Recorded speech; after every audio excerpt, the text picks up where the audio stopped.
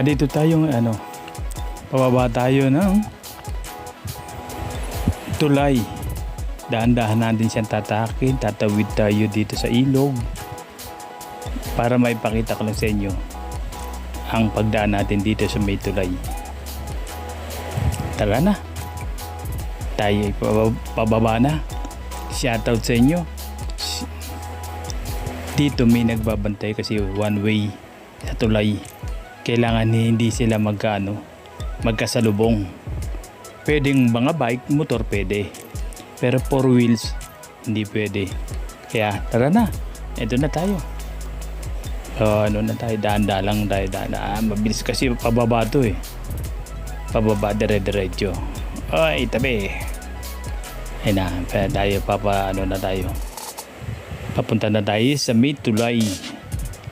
Sa ilalim nito ay ilog. Yay! Meron ditong mga nagta-traffic. Bibigyan lang sila ng yung coin, piso, para kasi nagtatrabaho din sila para hindi magkasalubungan.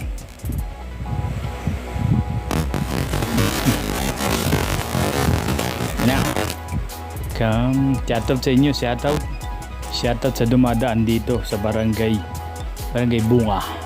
Ito na po yung tulay. Yan, may mga tao dyan sa magkabilang gilid, may mga nagka-traffic.